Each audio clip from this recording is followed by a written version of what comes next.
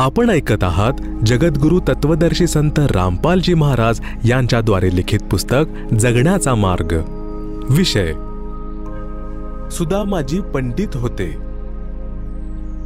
सुदामाजी ब्राह्मण कुळात जन्मले होते।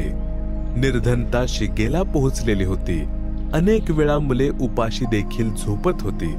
सुदामाजी यांच्या धर्मपत्नीला माहित होते की द्वारकेचा राजा श्रीकृष्णजी यांच्यासोबत सुदामाजी यांची चांगली मैत्री आहे। पत्नी खूप वेळा म्हणाली की तुम्ही आपला मित्र राजा कृष्णाकडून काही धन मागून आणा।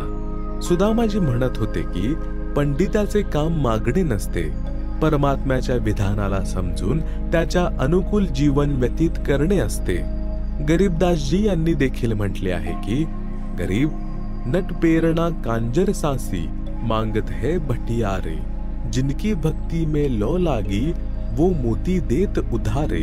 गरीब जो मांगे सो भड़ुआ कहिए, दर दर फिरे अज्ञानी, जोगी जोग संपूर्ण जाका मांग न पीवे पाणी। शब्दार्थ, नट हे लोक जनतेमध्ये काही खेळ दाखवत असत, जसे लांब बांबू पृथ्वीमध्ये न गाडता त्यावर चढणे, जे अद्वितीय व कठीण कार्य असते।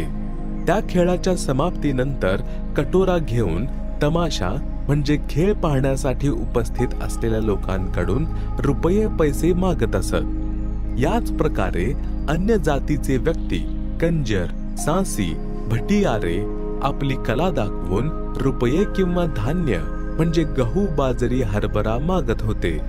जर योगी म्हणजे साधक देखील अशा सिद्धींचे प्रदर्शन करून रुपये व धान्य जमा करतो तर त्याची सत्य साधना नाही। सत्य साधक असता तर शिष्यांना आशीर्वाद रूपी मोती देऊन धनवान बनवतो, जे साधकाच्या भाग्याहून वेगळे आपल्याकडून उधार रूपात असते। जर संत दारोदार भटकून मागत फिरत असेल तर तो अज्ञानी आहे, त्याच्याजवळ शास्त्रानुसार साधना नाही, तो संत नाही, भडवा आहे। भडवाचा अर्थ इथे निर्लज्ज आहे। जोगी म्हणजे साधकाची भक्ती संपूर्ण त्याचीच मानली जाते, जो कोणालाही काहीच मागत नाही। त्याच्या उदाहरणात म्हटले आहे की तो साधक दुसरी वस्तू तर सोडाच पाणी देखील मागून पित नाही। परंतु पत्नीच्या वारंवार आग्रह केल्याने पंडित सुदामाजी आपला मित्र श्रीकृष्णजी यांच्याकडे गेले। श्रीकृष्णजी यांनी त्यांचा विशेष सत्कार केला। मूठभर तांदूळ सोबत घेऊन गेले होते, जे श्रीकृष्णजी यांनी आवडीने खाल्ले। चरण देखील धुतले आणि कुशल मंगल विचारले तर पंडित सुदामाजी म्हणाले, हे भगवंत, मला कोणत्याही वस्तूची आवश्यकता नाही, आपल्या कृपेने निर्वाह ठीक होत आहे।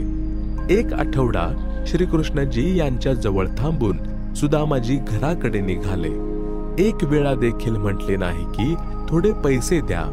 त्यांना माहित होते की कबीर बिन मांगे मोती मिले, मांगे मिले न भीख, मांगन से मरना भला, यह सद्गुरु की सीख। शब्दार्थ, कबीर परमात्मा यांनी देखील सांगितले आहे की जो पूर्ण परमात्माची सत्य साधना करतो त्याने मागू नये। मागितल्याने परमात्मा नाराज होतात, त्याला भिक्षा देखील मिळत नाही।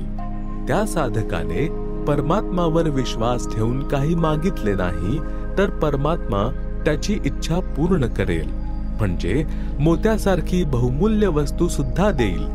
पूर्ण सद्गुरु हेच शिक्षण देतो की मागितल्याने तर व्यक्ती जिवंतपणेच मरून जातो, मागण्यापेक्षा मरणे चांगले आहे। भावार्थ, आत्महत्या करून नाही, येथे आपल्या इच्छांचे दमन करून मृतवत बनून राहणे आहे। श्रीकृष्णजी राजा होते। आपल्या मित्राची स्थिती समजून विश्वकर्माजी यांना आदेश देऊन एका आठवड्यात सुदामाजी यांना महाल बनवून दिला, तसेच खूप सारे धन सुद्धा दिले। पंडित सुदामाजी आपल्या धर्मकर्मावर दृढ राहिले, ज्या कारणाने त्यांना लाभ झाला। याला पंडित म्हणतात। जो मागतो तो निर्लज्ज म्हटला जातो, पंडिताची ही व्याख्या आहे। प्रसंग सुरू आहे। दीक्षा म्हणजे नाम घेतल्यानंतर भक्ताची आस्था, संसार तसेच परमात्मामध्ये कशी असायला हवी त्याविषयी पवित्र कबीर सागर ग्रंथाच्या अध्याय अनुराग सागर मध्ये परमेश्वर कबीरजी यांनी आपला प्रिय आत्मा धर्मदासजी यांना या प्रकारे सांगितले आहे।